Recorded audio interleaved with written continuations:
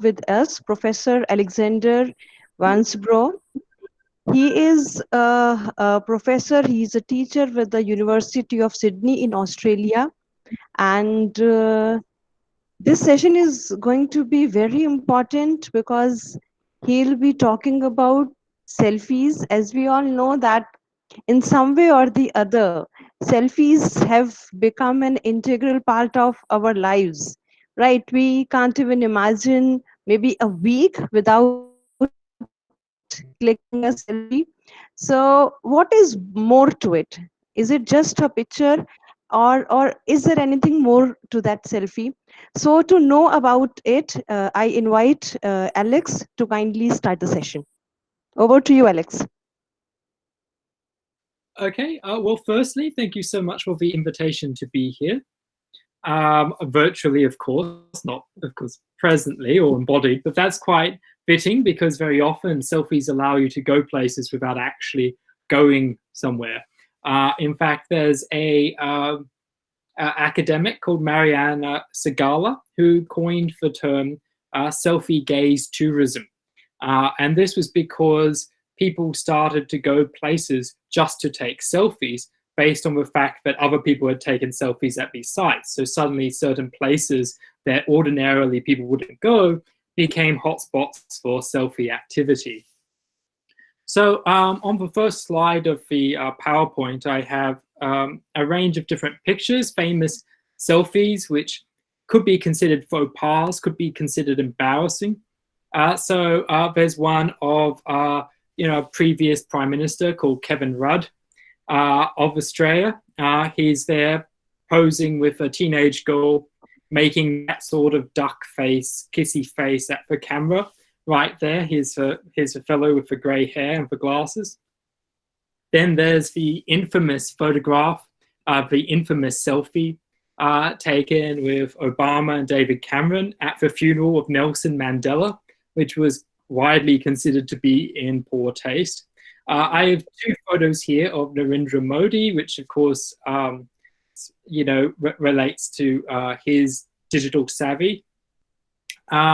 And there's a photograph of the then hopeful the then hopeful Democrat nominee. She didn't get the position, of course, Elizabeth Warren, where she's posed with a group of people taking selfies. And famously, she went around at her rallies, and took selfies for hours with long lines and long queues of people who wanted to take selfies.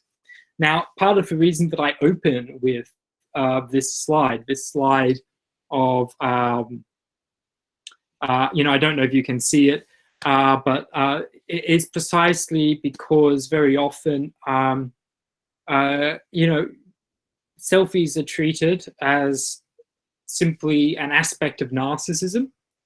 Very often selfie takers are in fact likened to the mythical figure Narcissus, the Greek hero who fell in love with his own reflection, and depending on the version of the myth, possibly drowned trying to touch himself in the reflection of a pond and then falling in. And it's, and so there's very often these sorts of analogies thrown about, but I want to look at the politics of selfies, the ideology behind selfies. What do selfies mean? What do they convey?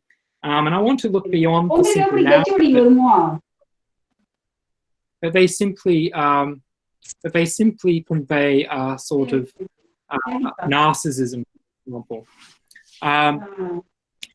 To say that they convey something more.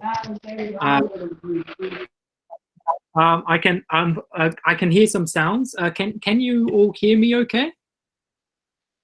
Yes, Alex, we can hear you. And I request participants to please put your mics on mute.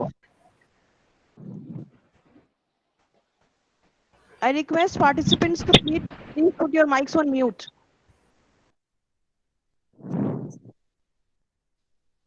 Thank you. Yes, Alex. Okay, thanks so much. I was just not sure if there was something going on, so I wanted to make sure that you could all hear me. So that's, so I'm kind of questioning what, and this is just very briefly mentioned of the second slide of a PowerPoint. I'm sort of looking at what the sort of question of whether selfies are narcissistic, their dangers, and how they reflect political ideology. Now, on the third slide of a PowerPoint, which hopefully you can all be sent, I have a slide talking about what is the selfie. So the idea of self-portraiture is, of course, nothing new. The first self-portrait recorded as having been taken with a photo was in 1839 by Robert Cornelius.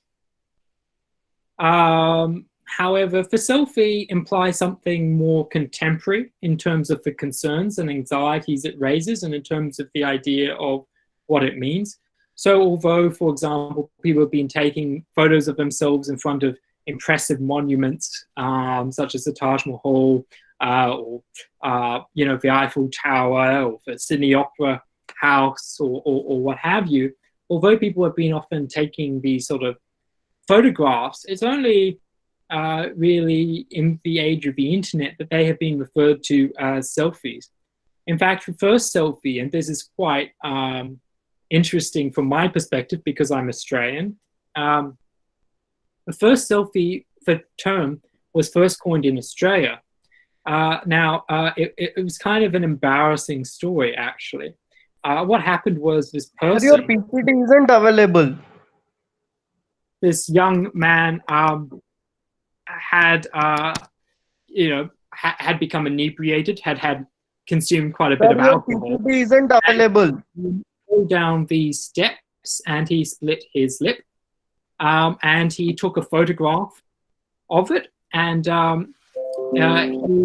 he sort of asked a message board, and this is the exact quote of what he wrote: "I'm drunk at a mate's 21st. I tripped offer and landed lip first with front teeth coming a very close second on a set of steps at a hole about 1 centimeter long right through my bottom lip. And sorry about the focus, it was a selfie." So that was sort of birth of the term selfies, right? That was the first time the term selfie was used. Now, it's in a way, a very Australian expression, even though it's become quite an international expression. But in Australia, we tend to put IE at the end of every word, right? So, and we tend to like to, whenever possible, abbreviate words. So journalists are always called journos, right? My last name is Wansbrough. In high school, I was always called Wanzi, for example. They put an IE instead of a breath, so they shortened it down. It's a very common Australianism. And so it's quite funny that this has become quite international because it's actually very specific to Australian culture. Even the whole, Australians pride themselves on drinking a lot of alcohol, for example. So the whole story about someone sort of freely admitting their sort of drunken misadventure where they fell down the steps is, again, something that kind of fits within the national character of Australia, sadly. That's very much sort of there. But nevertheless, it's a term that became quite sort of popular, and of course, we've all now heard the term selfies. And in fact, it was the Oxford English Dictionary word of the year in 2013. Now, a lot of the concerns around things like selfies have been related to the fear of people taking inappropriate photographs, right? And actually, if you go down to the fifth slide, you'll see that the idea of inappropriate photographs actually go back to at least the 19th century. So here is a quite famous sort of photograph. Now, you may recognize it. It's a very famous German philosopher called Friedrich Nietzsche posed in the photograph. It's quite a scandalous sort of picture in the context of the time. There were actually more scandalous photographs I could have picked. I picked, by other famous figures like Toulouse-Lautrec took photographs of himself doing all sorts of things that I'm not even going to mention. They're just far too inappropriate, right? So I was thinking, which famous sort of figures could I show photographs from the 19th century. I've decided to go with a relatively tame photograph that Nietzsche had taken. So the great German philosopher Friedrich Nietzsche, author of books Beyond Good and Evil, and someone who famously used quite a sexist expression in his book, Thus Begs Zarathustra, that when dealing with women, it's best to bring a whip, right? It's this famous philosopher, German philosopher. Well, here he is. He's posed with his friend Paul Ray, and he has Lou Andreas Salome, a very famous intellectual figure who went on to be an early woman psychoanalyst. And she's posed with a whip, brandishing a whip, right?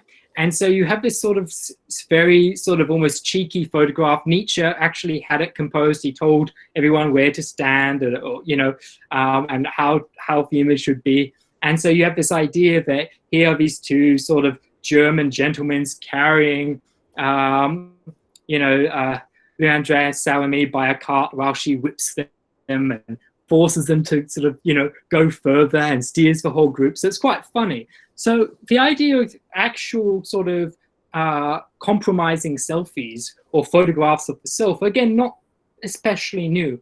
But I suppose that one difference, I suppose, between now versus then is that photographs were not, well, they could be mass-produced, but they often weren't. So, for example, a photograph was a material object in the 19th century and for much of the 20th century. You know, Polaroid photographs, for example, you take a photo, it instantly prints out. It's an object, right? The concern about selfies, and one of the reasons that selfies create an anxiety, is precisely that they are intentionally material. Now, of course, the internet has a basis in materiality. In order for the internet to run, there are pipes running, you know, tubes running underneath the oceans. There's all sorts of satellite technology involved with Wi-Fi and so on. But there's something kind of immaterial about the internet nevertheless. It doesn't seem like a material entity. And things can be shared at a quick and fast rate.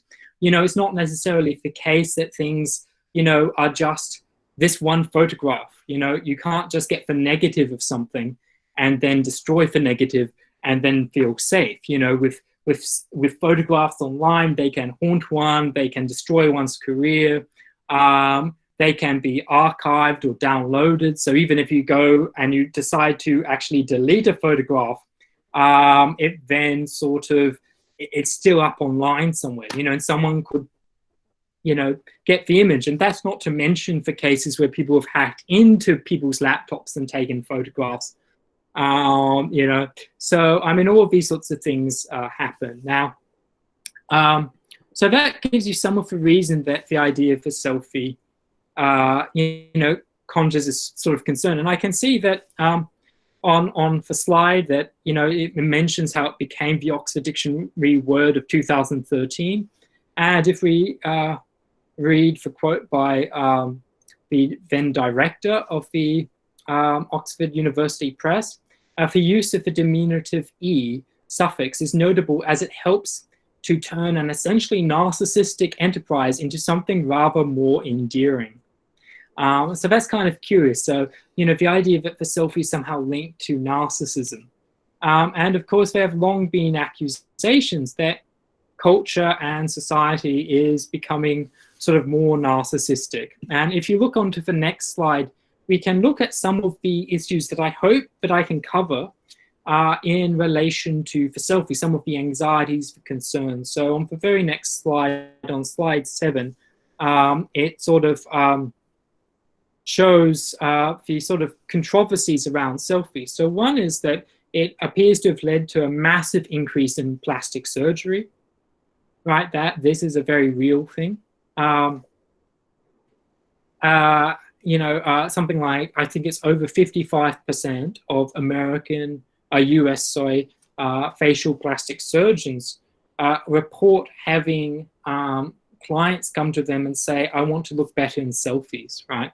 And it's led to a massive increase in plastic surgery in the US. There's something called Snapchat dysphoria, so a sort of depression and body loathing that comes from the fact that we don't resemble the photographs we take on Snapchat. And there's been reports of people actually having their features augmented and changed in order so that they will not only look better in selfies, but so that they don't need to use a filter.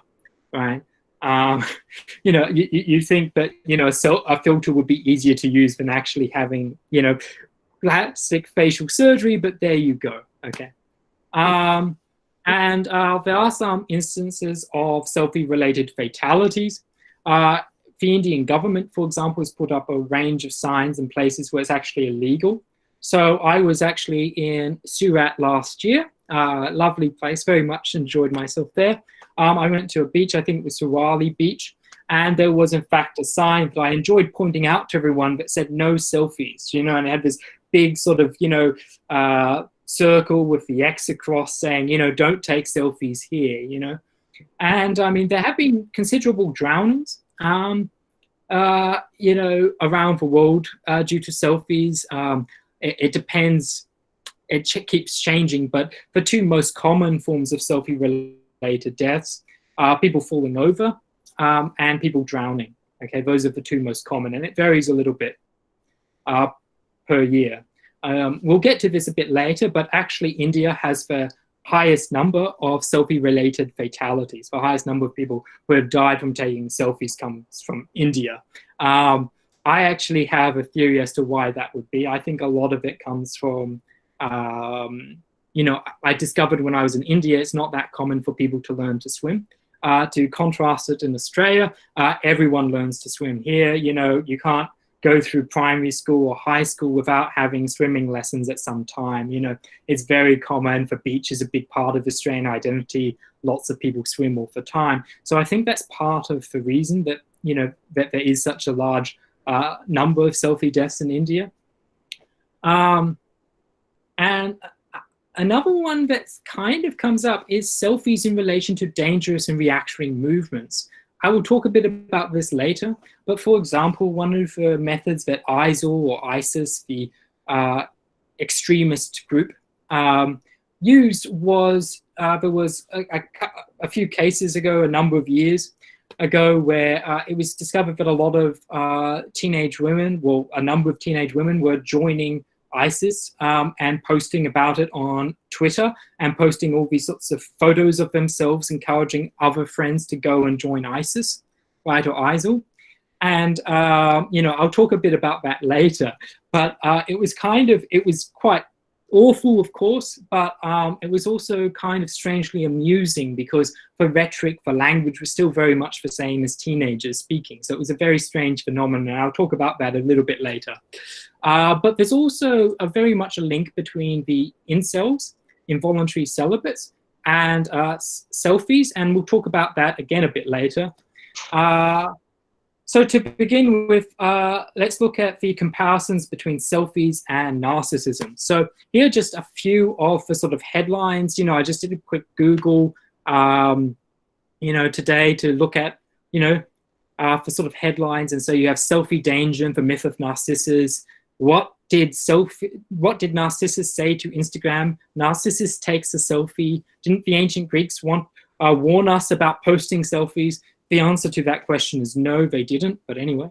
But, you know, there's all those sorts of questions, and there's all these comparisons between Narcissus and the selfie taker. You know, for the idea of drowning in the pond, looking at your reflection, or dying while you're, you know, wasting away looking at an image with the idea of selfie-related fatalities is something that, you know, has been linked in magazines like the New Yorker, I think it was, had an article on that and so on, right? But if anything, I would like to contend that the selfie taker is actually closer to Echo. You know, so famously, Echo is a socialite who is doomed to repeat themselves endlessly, and she is constantly trying to get the attention of Narcissus and other people. And some of the downsides around selfies relates to this need to get the attention of others, right? But in many ways, it's not purely narcissistic. It's also about getting for likes, getting people to be envious of your experiences, or to share your experiences, or to enjoy your experiences. And so I'll talk about that a little bit later. Now, you know, the claim that society is increasingly narcissistic, if we go on to the slide, yep, for one of Christopher Lasch, that's right.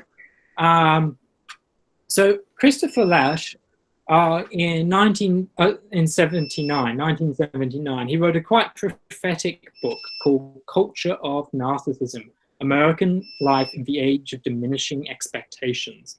And it's an absolutely fascinating book, very, very interesting. And he talks about the idea that as a result of consumerism and commoditization, people are becoming more and more narcissistic. And so he states that all of us, actors and spectators alike, live surrounded by mirrors. In them, we seek reassurance of our capacity to captivate or impress others, anxiously searching out blemishes that might detract from the appearance we intend to project. The advertising industry deliberately encourages this preoccupation with appearances. Okay, so we have this sort of link between advertising and a culture of narcissism, right? And this is being established by Lasch. And Lasch is quite prophetically talking about a culture in which everyone is looking at each other. Everyone is looking at what they're consuming, what they're buying, how they're dressing, and so on. And they're all sort of competing with one another.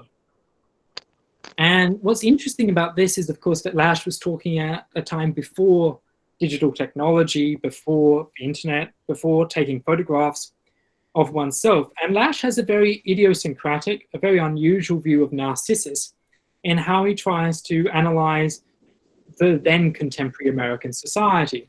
So he says, the new Narcissus gazes at his own reflection, not so much in admiration as an unremitting search for flaws, signs of fatigue, decay. So he reflects on the fact that the more we focus on our appearance, the less we actually like of our appearance, the more we try to, in some sense, alter it, transform it, make it more attractive and appealing. And he says, the point is not that Narcissus falls in love with himself, but since he fails to recognize his own reflection, that he lacks any differentiation between himself and his surroundings. And of course, if you're familiar with Ovid's telling of the myth of Narcissus in Metamorphosis, you would know that it's actually very much ambiguous as to how we are to interpret the fate of Narcissus. So in the myth, Narcissus is punished for the fact that he only seems to care about himself, that he won't, as it were, give any attention to Echo, who has sort of fallen in love with him. And she, prays to the gods to have her revenge. And so Narcissus is tricked into seeing a reflection of himself. And it's unclear whether or not in the story, Narcissus recognizes that it is himself he's looking at. It's not clear that he in fact falls in love with himself, or whether he falls in love with the image of who he suspects is another, right? So Lasch is playing with this ambiguity in the text. In fact, Ovid has this wonderful line where he says, nothing of you is in it. What you look at is not form, but reflected form. Nothing of you is in it. You should leave if you can leave, right?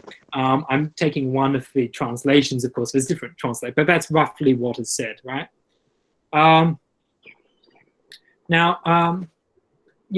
Lasch is also describing a sort of culture where he claims that everyone has moved away from religion, has moved around away from orthodox viewpoints, and instead he argues that we crave therapy as a society. Everyone is seeing a therapist these days.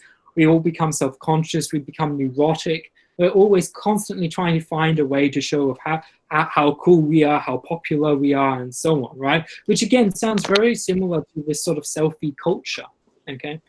But what it does point out, though, is that the accusation of narcissism in relation to contemporary culture is not something new, okay? The fact that it's being written about at least since the 70s, and of course much earlier as well, speaks to the idea that actually this is not something new. But it is, however, true that in the 60s and the 70s, there was the generation of the idea of youth culture, the idea of identities being marketed to people. We had the idea of counterculture becoming absorbed into subculture, right? Subculture becomes modified type identities where people identify as this or that, and so on. So he is picking up on a change that has, in some sense, affected us. I'm not trying to disagree entirely with what Lasch is saying. There is some truth in what he is describing. Nevertheless, the researcher Jessica Maddox So we can move onto that slide. Points out the distinctions between Narcissus and indeed narcissism and contemporary selfie culture. She states that Narcissus loved himself so much he didn't want to share his image with anyone. He would have never shared it, since he would have thought anyone would appreciate it as much as he could. Narcissus loved himself so much he didn't want to share his image with anyone. He would have never shared it, since he wouldn't. Oh yeah, sorry, I've just repeated myself. My apologies. She argues that narcissism is a condition of the analog age, an exhibition, a condition of digital culture. The former implies consumption vis-a-vis isolation, the latter implies participatory consumption and sharing. And so what's kind of interesting is narcissism individualism tends to imply a certain level of people don't care about people, they only care about image. However, in truth, when you're taking selfies, part of the reason we take selfies, presumably, is because we want others to see us. You see, so we're investing our importance in how others see us, right? And that's quite different to Narcissus. Narcissus was not aware that he was watched, and when he was aware of being watched, he wasn't happy with it. He didn't like the idea of the attention of others, or he was indifferent to it. And this is radically different to what we see. Now, of course, narcissism can be defined as a psychological condition. There's different types of narcissism. There's a type of narcissism where you're dependent on what other people think of you, and another type where you care only about what you think of yourself. But also, what I'm kind of more interested in is the idea of cultural narcissism, the idea that there's a tendency or trait towards self-absorption in contemporary media. And in many ways, although I think there's an aspect of truth there, I think it's a little bit too simplistic, okay? So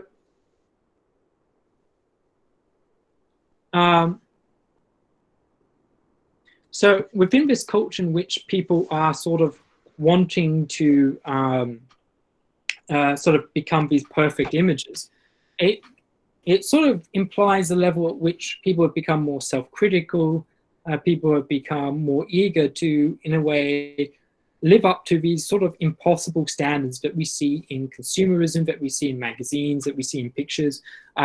If you look at influencers on Instagram, right, people who are able to sell products and make money by posting photos of how great they look. And in fact, it's quite terrifying sometimes when you look at some of these videos. I watched one of a woman who's very popular. I can't remember her name off the top of my head.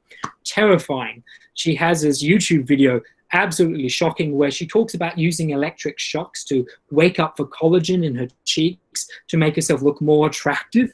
You know, electric shocks as a way to look more appealing. You know, that seems to me a very sort of worrying, a very sort of scary sort of situation where people are literally using electric currents to augment their physique. And the thing is that you have these cults of people who just sort of worship these sorts of Instagram influencers, who follow them, who talk about how gorgeous they look, how they've shaped their lives, and so on. And in many ways, these people are kind of closer to Echo. They're trying to get the attention of someone who is almost a celebrity figure. So it's kind of curious. And more it means, of course, that it feeds into a culture of marketing, a culture of what you could call the inhuman.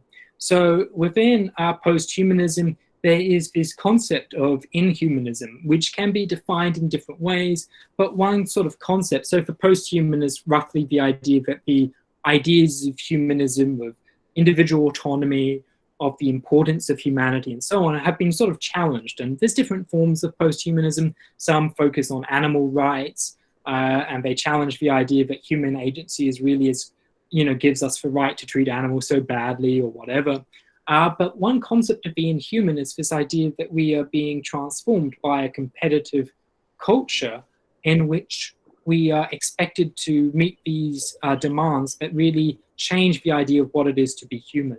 So, for example, researchers will sometimes take drugs like methamphetamines and so on to stay up all night to be able to finish their research.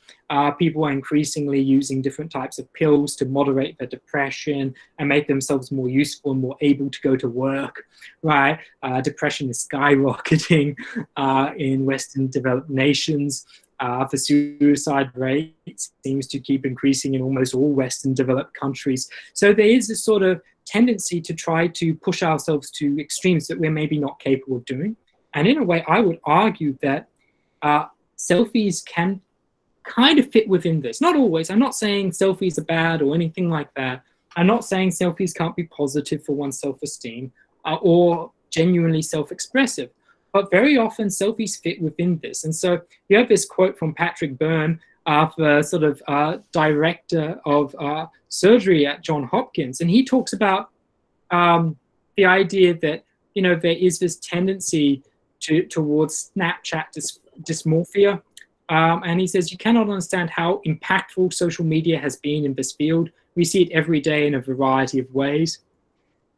So there's a sense in which social media has made us sort of compete with celebrities directly in the case of Instagram, where we have these really attractive people who have had all these plastic surgery, and they advise you in different ways and different forms of cosmetics to make yourself look like them. So it's this very strange situation, okay? Now, you know, part of the reason that there have been selfie deaths, some of these selfie deaths, the typical sort that you would expect, where people, for example, take photographs of themselves, they go back, they want to have that nice view, they want to have that great view of the mountains behind them, and then they step back just too far and tragically lose their lives. It's quite awful, and it's all too common. But other times, people take selfies in intentionally dangerous ways, okay? So, you know, a study that went up to 2017 estimated a conservative 259 related selfie deaths, 159 of which occurred in India. But a lot of selfie deaths actually take place because people are trying to do very impressive stunts. So there's, sadly, I've seen this, there's this YouTube video of all the sort of selfie deaths where someone was doing some sort of stunt to get more likes. Because very often, if you just take a photograph of yourself smiling, fewer people will click like on it. You know, fewer people sort of engage with it because we've all seen it before, right?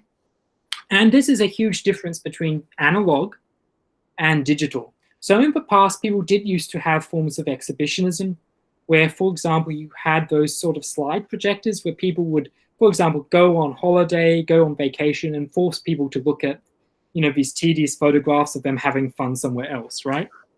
You know, it was very big in the 80s. You know, the first slide projectors came out in the 1950s.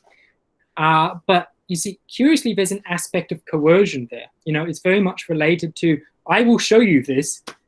It will be very difficult for you to get out of looking at this, right? Because I'm here, I'm the host at the party, I can show you these photographs, right?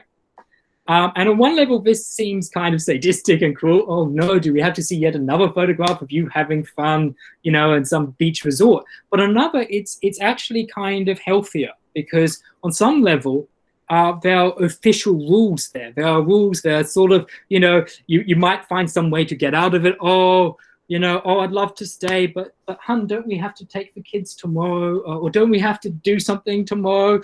You know, we have to leave kind of prematurely or whatever. But there's a certain level at which it's hard and it's awkward to escape. On social media, there's absolutely no sense that you have to click like on something. And this means that you have to try very, very hard to get noticed. Right? You have to try hard to sort of get all those likes. If you really want to start making money by selling products and so on, as people sometimes do on Instagram, or even if you just want to get likes and recognition for the fact that you're a good sailor, or that you're good at this, or you're good at that activity, it's really kind of insidious, because you've got to do something more risk-taking, or do something that's, you know, looks hyper happy. And we'll talk a bit about this in relation to psychology a little bit later, okay?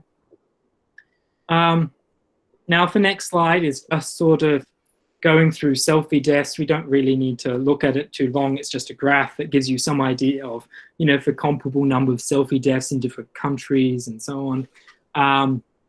Okay, we can go mistake this. Now, there's another way that you could argue that, human beings are narcissistic when it comes to how we think about selfies, but it's not the way that you would think. Okay, it's not the idea that we're just self-absorbed, right? Because there's lots of studies that suggest people who take selfies are not, in fact, narcissists, right? There's different studies. Some studies do link it, others don't. So it's debatable. But there was a media theorist, right, called Marshall McLuhan, and he analyzed how technology shapes us, okay? So, for example, he argues that technology extends the human form, but it also amputates human beings. Because we become dependent on technology, it becomes something we need, right? So that's how it's an amputation. But technology, of course, extends human capacities beyond what it naturally can achieve. So, for example, you could say that an automobile extends the speed at which humans can travel. And from that logic, a selfie stick extends the sort of hand in order to be able to take that photograph, right? But there's a more substantial way that he claims that media affects us. He says there's differences between cinema and television, for example, and they both shape us and configure us in different ways. And he says that the idea that technology is just a tool, that technology has no influence on us, is truly narcissistic, right? He says that's one form of narcissism because it believes humanity is control of the tools it's created. But in reality, he claims, in many ways, the medium has become the message. That's his famous line. The medium is the message. The idea is that the medium is what transfers information and ideas now, and what transforms us. It is the meaning that we have comes from, in some sense, the mediums that we use. Okay, so it massively transforms, reconfigures, changes us. Okay. And he says that, McLuhan says, to ignore the nature of a medium or any or all media in the true narcissist style of one hypnotized by the amputation and extension of his own being in a new technical form. And so he argues that technology can, in fact, create this idea that we're so self-sufficient, we're so powerful, but in reality, we are being controlled. Okay, so I think on the next slide, I talk a little bit about, I'll talk a little bit about how internet culture has allowed people who have, who find it hard to socialize, to get together, but that this is not always a positive thing. So we see this with incels. So incel stands for involuntary celibate. So involuntary celibates are people who aren't able to have sex, right? They can't find someone to have sex with. Overwhelmingly on incel communities, they tend to be male. There are women called femcels who are involuntary celibates. And in fact, interestingly enough, the person who first coined the term incel, or first created the idea of an incel community, was actually a woman who just wanted to create a support mechanism where people who similarly hadn't been on dates for a while, hadn't been with another person for a while, could find some support. But as with all things internet, it didn't end up as well as it had been planned. It was this utopian idea, but it soon became kind of nightmarish. So a number of members of the incel community on different sort of Reddit pages, on different sort of groups, became convinced that there was a reason that they were not appealing to women, and that reason was, well, there were a variety of reasons given, but I'll just, flick to the next slide. But there was a variety of reasons. Sometimes some incels think it's because there's something wrong with their bone structure. I'll talk about that a little bit later. Very often, they don't seem to think it's related to their personality, even though it so clearly is. Okay, it's very often, people who go on about how much they hate women are, of course, not going to be very appealing to women. But nevertheless, so you have someone like Elliot Rodger, for example, who did these whole videos where he called himself a gentleman, right? And he went on to kill 6 women, or 6 people before killing himself in May of the 3rd, 2014, and he framed it as part of his incel identity, right?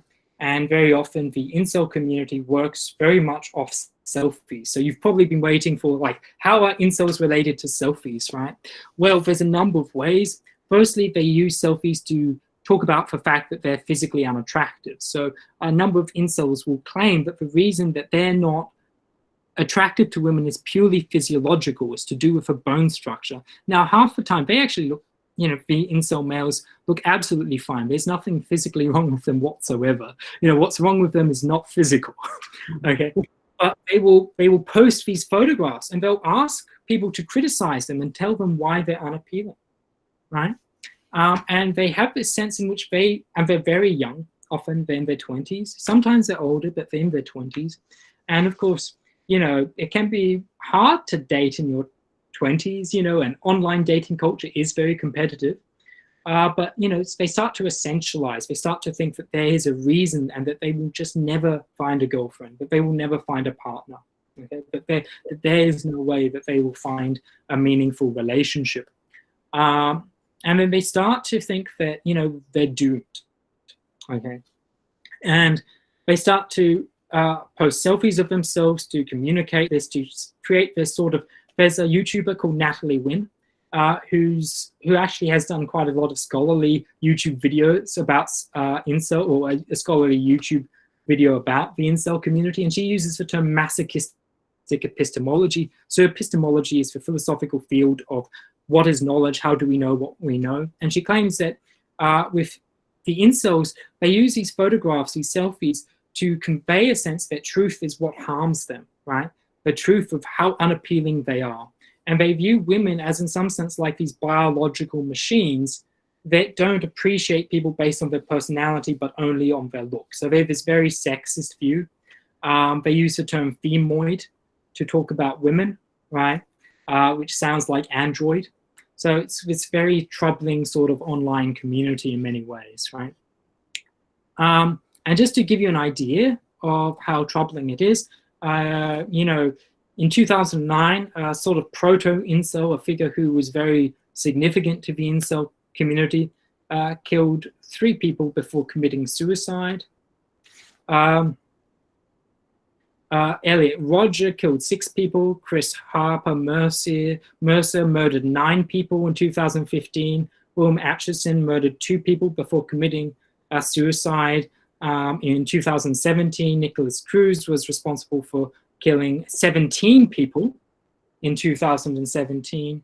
Alec Manisson was arrested in Toronto for a van attack, which killed 10 people. And Scott Bergeli murdered 2 women in 2018. Okay, so that gives you some idea of selfie culture. And if you go to the next slide, the next couple of slides, sorry, if you go to slide 19,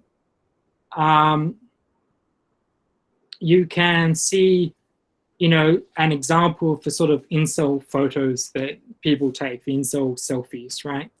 That sort of express, these sorts of senses of the weird mix of suicidal and, other hatred which is found within selfies, okay?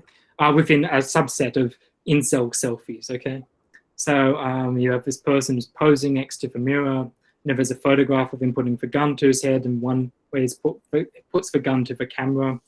If you go on to the next slide, you'll see, how Chris Harper Mercer was celebrated on an incel community, on a misogynistic blog. A warrior has fallen, just disgraceful. It's really quite chilling.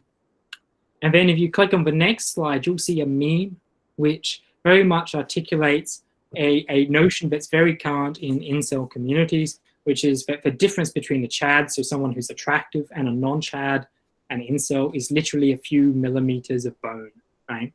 So they believe it's to do with bone structure, that this is the reason that they aren't appealing to women. I mean, it's absolutely crazy.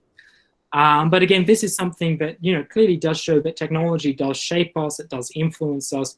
In the past, people who had these strange opinions would not be able to find an expression, an outlet for them, right? And part of the thing about current media and part of the thing about the way groups and forums work is that they focus on niches. And this is an idea that actually comes from marketing, the idea that there are subcultures and communities that you can sell to. And there are specific sites that are designed just to be forums for incels or for the alt-right. Famously, 4chan was replaced by 8chan, which was started by this person who wanted to find a site where the far right could express themselves, right? Which includes members of the incel community. Okay. Now, and there's a whole lot of internet terminology. So if you go on to the next slide, we'll see some of the internet terminology. There's ideas of, the idea of, a true cell is someone who has never gone on a date with a woman or been kissed or held hands. A wrist cell is someone who claims that the size of the wrist prohibits them from having a girlfriend, right? That their wrists are too small. This is a common complaint among incel males, right? They claim that their wrist is the reason that they can't get a date. It's just weird. People who talk about their chin being too big, too small, too weird, and you see this is a very much a selfie way of thinking, because it's all about the face, about what's on the face and how it sort of looks, right? They're focusing on the nose, they're focusing on the chin, they're focusing on how, whether or not they can be saved by going to the gym, so there's the idea for gym cell, which is someone who tries to make themselves more attractive by going to the gym. Ideas of plastic surgery, again, figure into this. So it's called ascending, where you get plastic surgery to look more appealing, right, to women. So, it's a very, and then very often you'll have these sorts of ideas that they then go back onto these forums, they take photographs to show that they're now more appealing, but then they start realizing that they still don't have dates, that they're still not meeting women or able to hold the hand of a woman or anything like this. And so then they start to look for another feature that's wrong. And so they start analyzing what's wrong with these selfies, what part of the body isn't right, what more plastic surgery do they need, and so on, right? So it's a sort of idea. Okay. And we also get weird demands for things like sexual communism, where women are shared about or whatever, as a sort of, redistributed. It has nothing to do with actual communism. It's more of a right-wing, weird idea. Okay. So that's one of the downsides of selfies, is the way that it has been sort of linked to this weird concept of what's appealing, what's attractive, and then the blame has been shifted away from the real issues as to why these young men can't find or form relationships. And so it's a very interesting thing. And it's very much related to an internet culture, right? It doesn't really make sense without the internet. You couldn't have these same sort of communities, at least not on this sort of scale. If you look on the next slide, it's very clear that there's a lot of focus on the dating community and the sort of selfies you see online. So what incels will often do, so just to give you an idea of how competitive online dating is, so this is what Business Insider said. An average man who sends 18 messages to women his own age can be 50% certain he'll receive at least one response. For women, they need to only send 5 messages to be 50% certain they'll get a response, okay? And so there is this sense in which, men feel that women have it easier, these incel men, of course, this is crazy considering all the obstacles women face, but anyway, in fact, if you consider how many sleazy messages women receive, or, it's just ridiculous, but anyway. But nevertheless, what's interesting is that you do have a lot of incel catfishes. So what happens is that people go onto these forums, they'll post this photograph of someone else who's attractive, and then they'll see whether women will reply to this attractive picture, to prove the fact that it has nothing to do with their personality, but completely to do with their look, right? So this is, again, another intersection with photos. And of course, if we go to the next slide, we can see that although in many ways we should look at selfies, I would argue, as a form of advertising, as advertising oneself, advertising one's adventures, as advertising one's travel. And as such, it fits within the capitalist culture, but that doesn't mean that politics is always a capitalist politics. You can have a very regressive, fundamentalist, or reactionary, and indeed very dangerous ideology that uses selfie consumerist sort of mentalities to get people to join a more extreme cause, right? And we see this with, for example, ISIS. There were a number of selfies with, by quote unquote, ISIL brides or ISIS brides, where young women who were 16 or 18, often from the UK or whatever, would go over to Syria and they'd take these photographs of them having coffee on the way, these photographs out the plane window, these photographs of themselves with these, with burqas on, but with these romantic Instagram filters, right? And they'd use the same sort of rhetoric. In fact, get this. So, you know how online sometimes people talk about checking your privilege? And there's this idea of check yourself, And I'll never forget, I saw an image posted by an ISIS bride of some sort of horrific act of torture. I can't remember if it was a crucifixion or a beheading, right? And it said, if this image bothers you, check yourself, right? As if this was something that speaks to you being privileged, being disturbed by images of torture. Anyway, so it's very weird. So youth culture can be imported toward radical and dangerous and reactionary ends, even if that culture is presumably consumerist and therefore incompatible with a far-right, very extreme, very perverse, incorrect interpretation of Islam, okay? I'm not blaming Islam, I'm talking about it being an incorrect interpretation, but those ISIL members and so on. Anyway, so that's another point, and then I have some photographs that give you some examples of the way that ISIS promoted. So if you go to the next slide, you can see some of this, evidence of what I'm talking about. Often they'd go to Turkey and then from Turkey find a way to Syria. And then for next slide, you'll see some very typical photographs of women who went off to marry ISIS members, So, yeah. Now, on to the next slide after that. Again, you can see, again, memes using selfies to reflect political ideology, okay? And what this kind of tells me is that selfies very often express something outside of what you think they express. But selfies can be manipulated toward ends toward finance, or ends toward making money, or ends toward recruiting people into extremist ideologies. Okay. So we go to the next slide. And I asked this question, what's up with all this online exhibitionism? Why is there so much online exhibitionism, okay? And this is, a big question. People will talk about the tech, people almost in a McLuhanite, almost following Marshall McLuhan, will say that part of it is that you can now see yourself while you take a photo, right? And that's part of it, undoubtedly. That's part of online exhibitionism. You can see yourself, you can upload it straight away to Facebook, you can get a response. So there's this sort of immediacy. If you go to the next slide, you'll see that there are two common ways that we talk about technology. One is that technology reveals what is already there. So technology reveals human nature. And so one argument would say, it's not that we're more narcissistic because of selfies, or that we're more exhibitionist. It's just that selfies allow us to exhibit our exhibitionism, our narcissism, right? So that's one argument. I'm not entirely in agreement with this one, honestly. And then there's the other, which is that technology itself modifies human behavior. So those are the two common narratives we get in the media.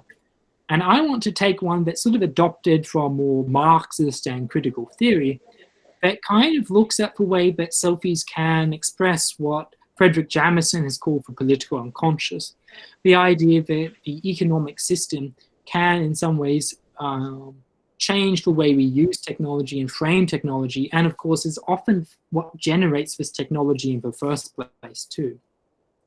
So Jamison makes a bold claim that technology is little more than the outer emblem or symptom of a political system. Okay, and he says this in the Geopolitic Aesthetic on page 1.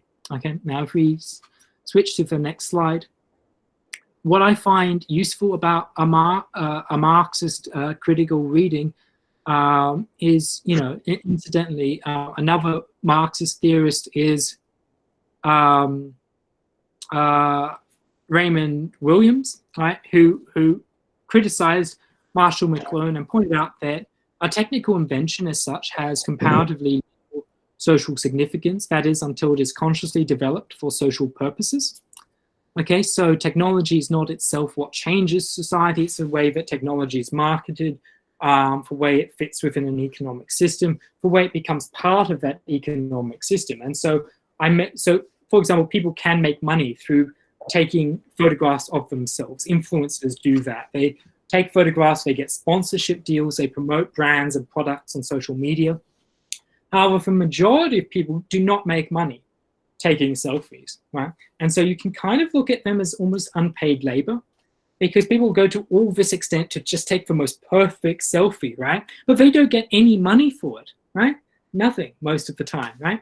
And often people will spend money to take good photos. They'll spend money on the selfie stick. They'll spend money going to a nice location to take that perfect Facebook photo, right? They'll spend money to dine somewhere. And then they promote for restaurants by taking photos of saying, I'm at this restaurant here, you know, really nice food or whatever. So they end up promoting different things than themselves. And very often too, the selfie is very deferential. So for example, it's not just oneself. It's very often oneself in relation to surround. So, for example, in a very harmless way, oneself in front of a beautiful building or an amazing sort of backdrop, you know, that promotes the backdrop as being significant. One becomes important in relation to one's background then, you know, or people taking photos of themselves of a political figure. They are promoting that political figure. They're not getting paid to do that.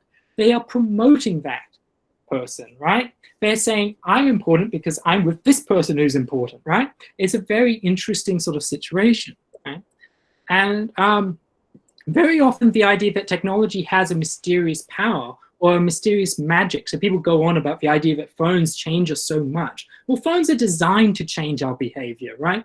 When you look at the people who, for example, designed Facebook, you know, and was it 2008, 2009, they added for like button, because what happened was people would go on Facebook, they would post something, they'd communicate with one another, but then they'd go off Facebook. So how do you make people go on Facebook and look more often? Well, you add an incentive, right? So it becomes a bit like gambling. There's a writer called Carl Newport who has written about digital minimalism, and he talks about the idea that, you know, and it's very much the case, that they designed social media to be addictive. So originally, for like, you know, when you had a like notification, it came up in the Facebook blue. But that wasn't catchy enough. So they made it red. So for every time you get an update, there's a little red little number that pops up on the screen. And so then you can click on and see who's liked what you've done. And that way it incentivizes you to post more to get more likes, right? So anyway, so that's part of it, okay? So that's very much related to it. And Karl Marx himself talked about the way that technology itself could become kind of an agency when it became part of, integrated in, and created new markets. So for example, digital technology is a new market. It is itself a form of production. It is a new form of capitalism. It does extend it. It does have some agency. It does have some magic and power. But it is also self-reflective of tendencies. So Marx in 1856 observed, although invention and progress seem to result in endowing material forces, so machinery, with intellectual life and in stultifying human life into a material force, right? We become machine-like while we place importance on machines. This is what Marx's observation is. Steam, electricity, and the self-acting mule, were revolutionists of a rather more dangerous character than even citizens Barbet, Raspail, and Blanqui, right? And so that was, Marx's statement. So the technology itself is said to become this revolutionary force. And that's very much something we hear now. Every time there's a new iPhone, no matter how boring the update, oh, wow, it has this new feature, it's even more waterproof than the last one, right? It's suddenly an event. It's not allowed just to be a product. It has to be an event. It has to shift us. It has to give us some new ability to new filters, new cameras, new something, right? It has to be something that really changes everything. They always aesthetically link it to this. So what does the selfie say about current capitalism if we do read it as in some sense related to it? What we've seen, on slide 36, I say this, what we have seen since the 60s is the commoditization of identity. And, I've already made this point that selfies reflect deference. So on page 37, I have that photograph of people posed with the Indian Prime Minister Modi. Right?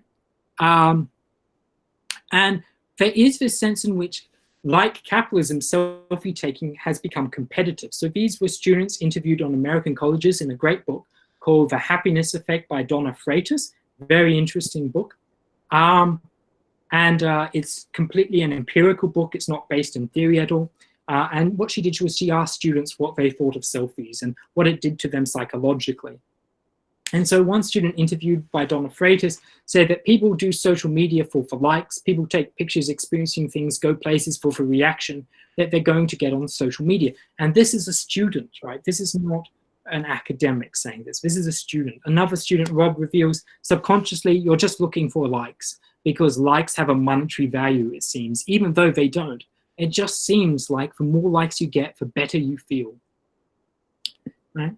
And then Freitas observes that many students have begun to see what they post on Facebook, especially as a chore, a homework assignment to build a happy facade, and even to resent such work, right?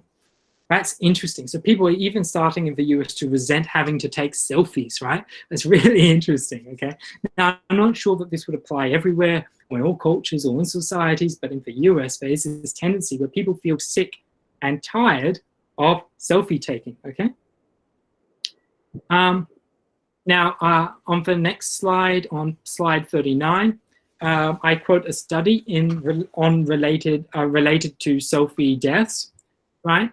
Jane and Savani note that the reason for the high incidence in youth regarding selfie deaths seems that the selfies become the proof of their coolness, hotness, beauty, extraordinary talent, and exciting life. The causes of death strongly suggest that the craze to capture this perfect self-portrait is leading people to go to even more extremes. Neither population nor literacy seem directly responsible for these deaths, okay?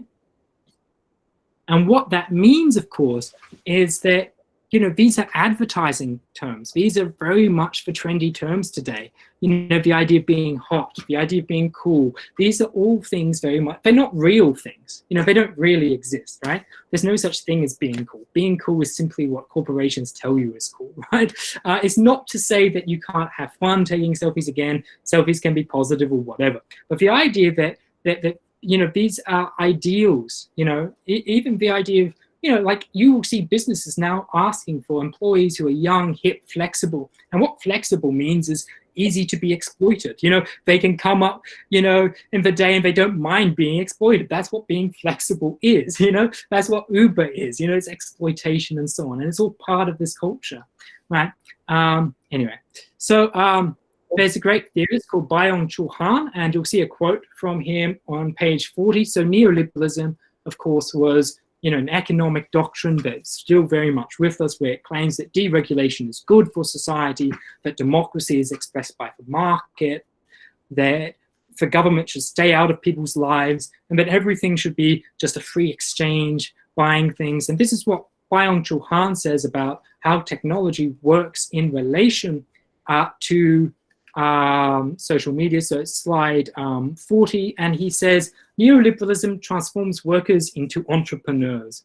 It is not communist revolution that is now abolishing the all-exploited working class. Instead, neoliberalism is in the course of doing so. Today, everyone is an auto-exploiting laborer in his or her own enterprise. People now master and slave in one. Even class struggle is transformed into an inner struggle against oneself, you know? So constantly we're being sold these ideas about how to make ourselves better, how to make ourselves more attractive. You know, everything is about now configuring ourselves not to ideals that we have, but ideals that we are made to believe that we have. So narcissism in a way becomes this trick. We're told we're narcissistic, then we're encouraged to be narcissistic. But the images of the self, you know, an image of the self by its very nature has to imply stepping outside of yourself. You can't have an idea of how you look like unless you can see yourself externalized in some form, right? So it's kind of a bit tricky. And on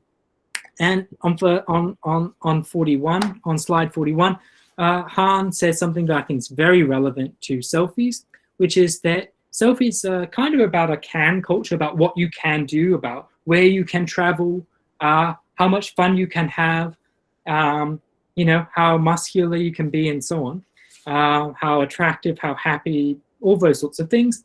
And Han says, the freedom of can generates even more coercion than the disciplinarian should, which issues commandments and prohibitions. Should has a limit. You know, when you say you should do this, it's a very specific task.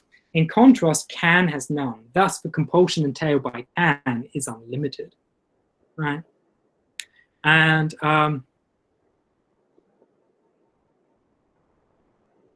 it's also worth noting that there is this idea of community, that selfies are part of communities. And so you have this idea on the last slide, on slide 43, and this is a huge change to neoliberal culture. So neoliberalism in the 1980s was Margaret Thatcher saying there's no such thing as society. You know, it was Ronald Reagan praising personal responsibility, okay? That was what neoliberalism was. It was people going back to read Ayn Rand or Hayek or whatever, all about individual rights, individual achievements, individual self-respect. But of course, that's completely a lie, because if we really did do those things, capitalism would have nothing to sell us, right? You know, if we were happy in ourselves, we wouldn't have a need to buy products to feel good about ourselves, right? We just wouldn't. You know, we wouldn't constantly buy cream for our pimples or something like that. You know, we need to be sold something. And selfies are very much part of this culture. Again, I'm not saying all selfies. I'm not saying selfies can't be more. But we've seen this shift toward an idea of community. So suddenly, the place you work at is a community, right?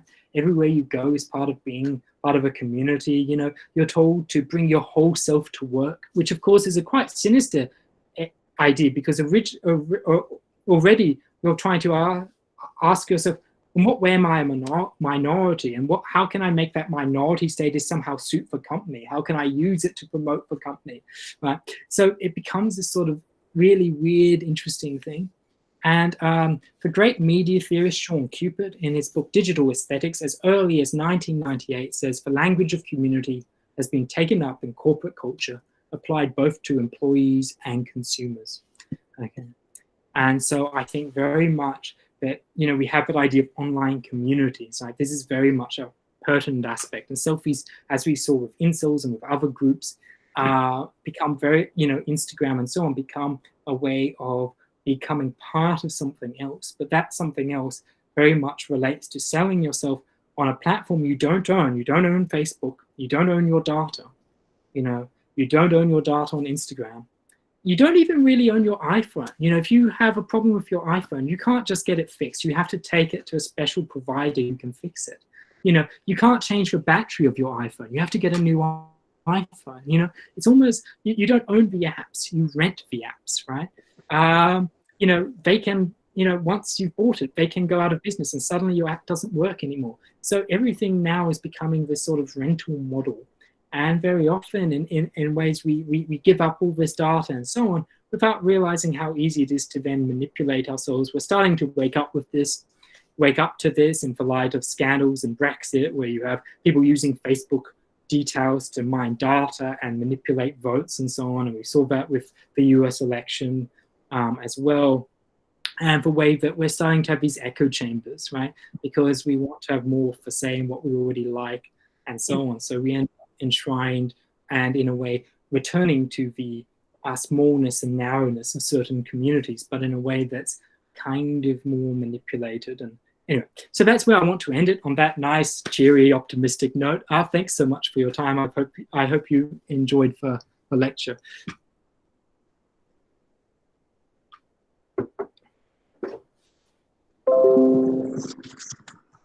Hello. Yeah. So, okay. Thank you, Alex. Thank you so much for such a wonderful presentation. And the floor is now open to questions. So, I'll just look for a few questions. You can type your questions in the chat box.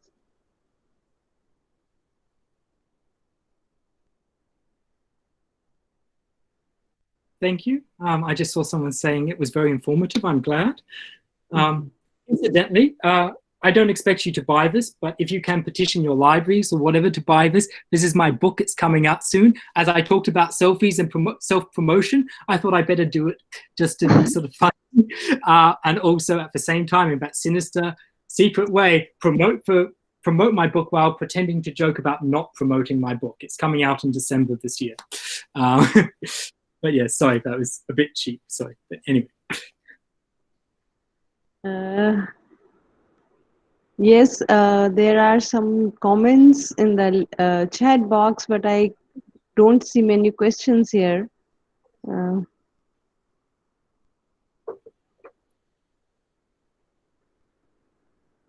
Okay, there is a question from Amrit Thakur, and he asks, why do you think selfies have become so important in marketing strategies these days? Well, I think that it kind of started almost with Apple, right? Before selfies existed, you know, and some other very savvy brands. And what they realized was that the best way to promote a product was to make it seem as though the person buying the product didn't realize they were promoting the product, right? So you had these communities of loyal fan bases who talk about how great something was, while not realizing that what they were effectively doing was promoting something else. Right? And because it became something other than themselves, but also other than a product. Arguably, cars have long understood this. So you buy a car that looks appealing, and by driving the car, you're advertising for car. So that did kind of predate Apple, I should say. But nevertheless, I think that's been part of it. And so what's so clever about the selfie, and what I kind of admire about it, is that it's a way to get people involved in marketing and so on without making them realize that. So I was in the shopping mall a couple of years ago, and I discovered that they were advertising something like International Selfie Day, which was encouraging people to take more selfies. And another thing I noticed was in another shopping mall, I saw on a sign that was going past on one of, you know, those sort of signs that advertise things, and it's a moving screen. And one of those screens was saying, in the store, we love selfies. You know, feel free to take any selfies you like, right? Which is very obvious what that's trying to do, okay? It's trying to get you to take those selfies to promote going to the store, right? But that's very much there. Okay. So I think that's kind of when it was that when people realize you can promote something without people realizing that they're promoting that thing. You know? Absolutely. There is one more question from Sasikala, and the question is, will selfies ever come to an end? And if no, then why not? I don't know that. I'm not sure. I don't know. I think that part of the trickiness is that social media itself depends on, in a way, selfies, posts and statuses and updating. And in some ways, even the idea for selfie is itself a marketing ploy, because as I said, people have always taken photographs of themselves since that was part of the reason that the cameras became popular in the first place, before the iPhone and so on, so that you could take photographs on trips. People used to pay for portrait photography. It was in itself already slightly more mass and democratic because it was the people being able to take images of themselves, whereas in the past, in way back when, it was rare for people to even own mirrors, let alone for people to have portraits painted of them. And so technology itself becomes part of that. So in a way, no, because, the same sort of gestures that were done before selfies are being done again with selfies. It's just that we now think of it in this new way. Now, will that ideology of thinking about selfies come to an end? Possibly, I don't know. There's a possibility that technically selfies could come to an end if the internet itself came to an end. So there are concerns that scientists have, which is that, for example, electromagnetic pulses can actually disrupt all technology and can destroy everything. And there are concerns that are being investigated about the possibility of an electromagnetic pulse, which could be used either as a terrorist weapon. Storms can create electromagnetic pulses. With climate change, storms will become more severe, and therefore there'll be more electromagnetic pulses, and that could fry the internet in countries and so on, and then that could kind of eliminate it. But that's kind of like, okay, if we died, there'd be no more selfies, right? If humanity was eradicated. But I don't think that's going to necessarily happen. I hope not. I mean, who knows if the way it's going. No, maybe we don't want that to happen. No. So hopefully selfies won't disappear in that regard. Great. Do we have any more questions? Alex, can you see? Are you looking at the chat box? So someone's talking about video selfies. There was one comment about can selfies be archetypes as well, which is very interesting. And of course, so for example, yes, videos are part of selfies now, and yes, there's a lot of vlogs. I know that comment was making that point anyway. But for example, this has been linked to tendencies of trying to go viral. And so I think it was last year or the year before, there was a tendency of people doing Drake dance moves after is it hip hop artist? I'm very bad with music terminology, but anyway, Drake. And so people would like jump out of cars and take videos of themselves and then quickly run back into the car to sort of go into it. Vlogs is very much part of things where you have these cameras and you have this intimacy and so on. And again, very often this is being used to promote ideology. So I kid you not, I once watched a neo-Nazi YouTube video and it was so disturbing. It was ridiculous, but it was also hilarious. It was really dreadful. And this neo-Nazi was talking about a particular theorist linked to fascism called Alexander Dugin. I won't go on about Alexander Dugin's ideas, but for example, Dugin actually believes in a relationship between Asia and the West, but in a very fascist way, to combat modernization, and of course, some neo-Nazis have problems with that because neo-Nazis believe in the supremacy of the white race, their stupid, idiot, racist ideas. And I kid you not, this neo-Nazi did this vlog, right, which he uploaded to YouTube, which seriously was just this. Hello, guys. How are you? So a lot of you've been discussing, and I see this a lot on the forums, right, about whether or not Alexander Dugin is a race traitor. Well, what I'm going to do in this video is talk a little bit about the key ideas of Alexander Dugin, why they're still useful, and yes, why he's kind of a race traitor to the white race and so on. This was really what this crazy person was saying on YouTube, right? So it does feed into that idea that even vlogs are being used to market ideologies, to subvert trends and so on. Okay? Right. And can they be archetypes? Yep, I think there's all sorts of recurrent forms in selfies. There are also, though, and they seem to take off in different parts of the world almost simultaneously, some tendencies, but there are also rules to selfies that become established, like you're not allowed to do duck face. Duck face is hated by selfies. That's when you do a sort of facial gesture, it's considered really bad, very sort of tacky, only to be done ironically, if there were no selfies on social media, could social media still exist, or has it its or have its popularity as of now. Yes, but it would be less social media as we understand it. It would be less about filtering ourselves. Maybe it would be more about opinions. I don't know how you do that, though. The situation is unlikely. But if we were to imagine a world in which people could only post opinions, well, we get some of that on Twitter sometimes, where that's primarily about very often people bullying other people with different political opinions, right? And I think that's quite destructive. So that might be an image where you get these sort of societies that just kind of hate one another. And there's also this inquisition that goes on. So there's a theorist called Mark Fisher, really interesting theorist. He sadly committed suicide in 2017. He wrote about what he called the left Twitter, which he termed for vampire castle, which is quite a funny term, because the idea was that people commenting on one another and criticizing their views all the time kind of sucks the life out of you. You know, it's like you get your life from criticizing other people.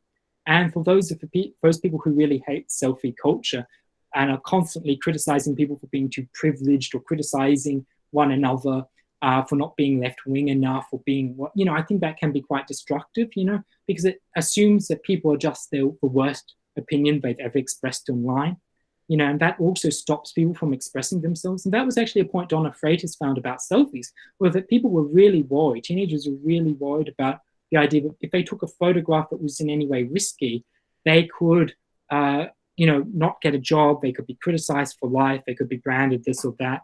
So that's fed into selfie culture. But if you remove the selfies, that culture would still exist. So that's something I would worry about.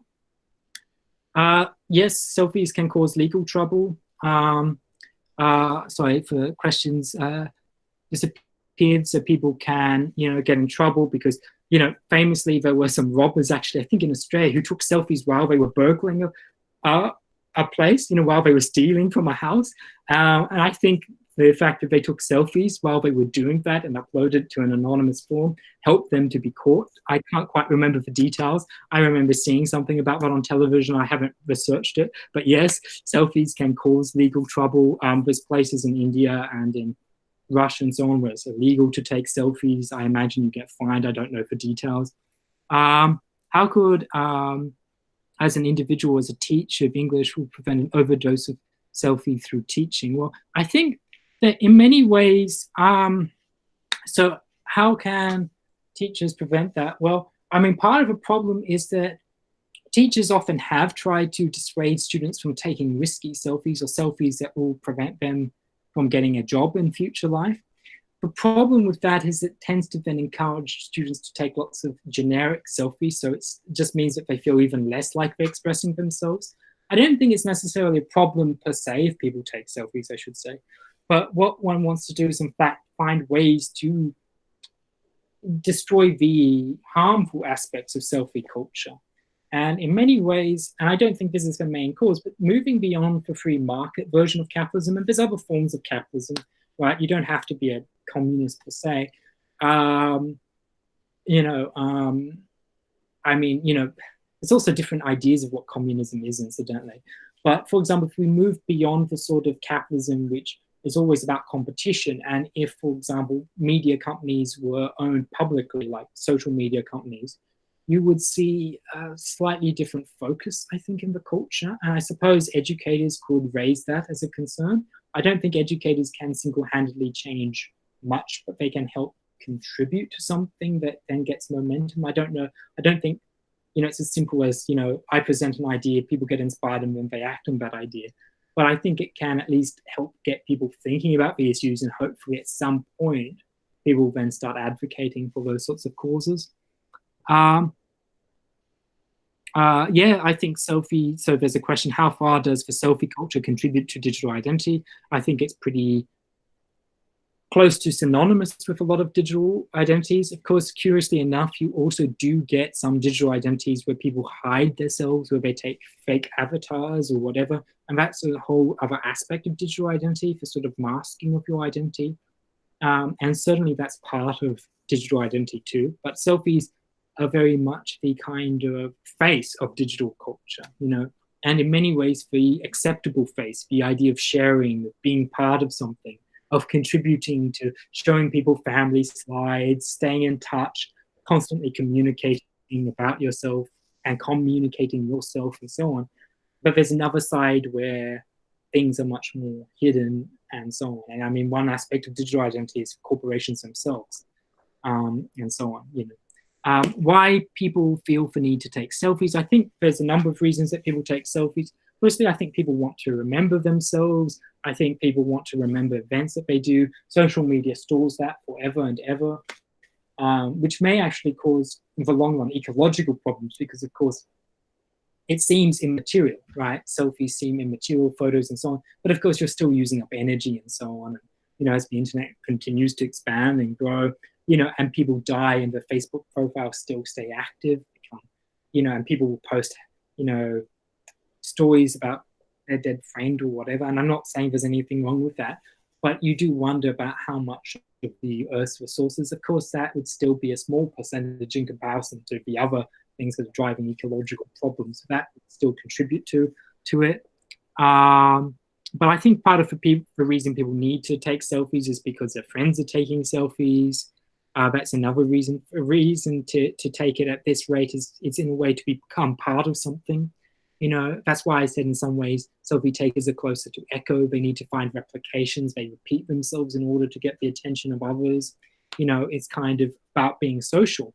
And as way back as, Aristotle claimed that human beings like to represent themselves and that human beings were social animals or political animals, right?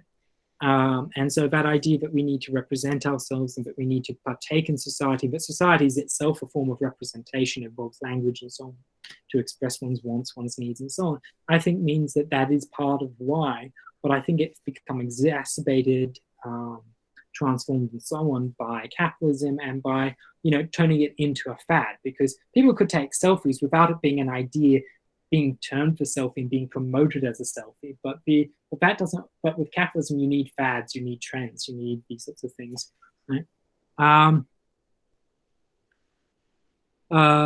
Do you think selfies and other forms of internet exhibitionism have gained so much popularity because they exploit this aspect of social life? Yep, I do, yes. McLuhan's view, nobody can commit photography alone. It is possible to have at least the illusion of reading and writing in isolation, but photographs does not foster such attitudes. That's a very interesting point because that's true. Of course, now it's easier to take photos of yourself and you can think of people taking it in a very solitary way. But that idea that, of course, photography by its very sense involves representation to others, I think that's absolutely fundamental. I love that point about McLuhan right there. That's absolutely true. If we are part of selfie culture, then is it like desperation from advancement of technology?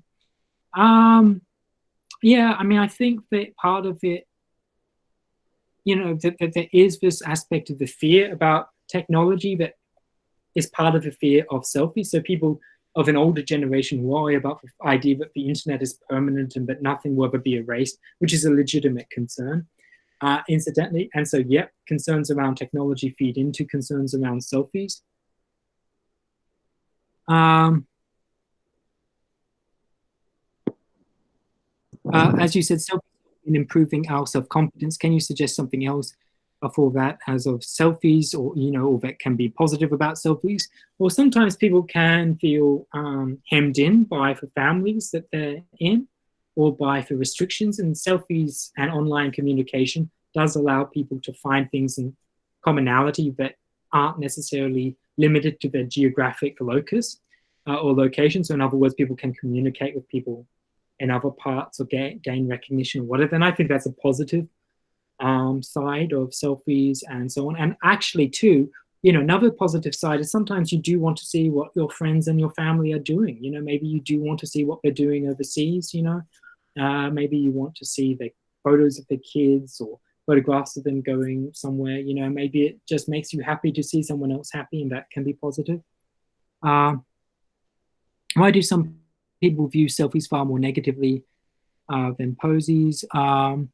Well, I suppose that part of it is that people think of selfies as very much an individual activity. You know, it's not just having a pose or doing something social. It's very often linked, however incorrectly, to a very isolation type of perspective, like people taking photos of themselves and documenting themselves and so on can seem narcissistic and alone in a way that, you know, having poses and so on don't necessarily seem narcissistic per se, or as ironic, you know.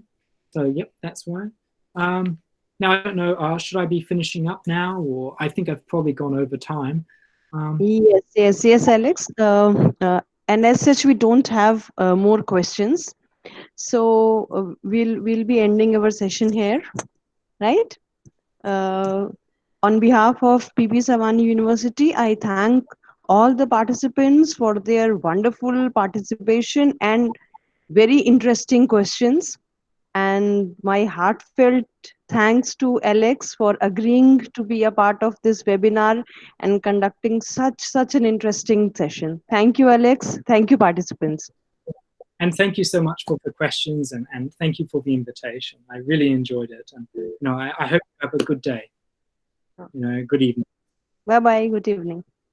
Bye. Goodbye.